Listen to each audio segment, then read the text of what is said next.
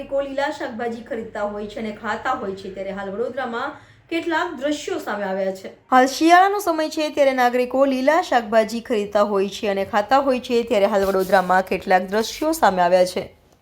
તળાવના ગંદા પાણીમાં લીલા શાકભાજીને ધોવામાં આવી રહ્યા છે અને ત્યારબાદ વેચાણ કરવામાં આવે છે। આવા ગંદા પાણીમાં ધોયેલા શાકભાજી જો નાગરિકો ખાય તો તેમના આરોગ્ય સાથે ચેડા થઈ શકે છે।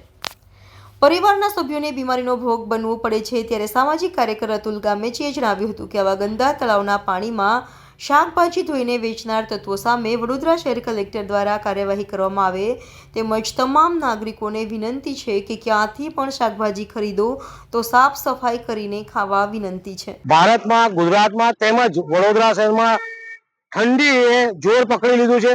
જ્યારે પણ ઠંડી પડતી હોય ત્યારે તમામ નાગરિકો લીલા શાકભાજી ખાવા માટે ખરીદતા હોય છે, પરંતુ હાલ જે દ્રશ્યો આપણી સામે આવ્યા છે, જોવા જઈએ તો એક નાના ગંદા તળાવની અંદર મૂળાની ભાજી, મેથીની ભાજી, અન્ય ભાજી સાફ કરતા આપણે દ્રશ્યો જોયા છે। જો આવા ગંદા પાણીમાં શાકભાજીને સાફ કરતા હોય ને આ શાકભાજી પોટલા બાંધીને વેપારી વેચતા હોય ને આપણે જ્યારે એને ખાતા હોય તો જીવલેણ ચેડા આરોગ્ય સાથે થઈ શકે છે। આપણા પરિવારના તમામ લોકોને જીવલેણ ચેડા થઈ શકતા હોય છે।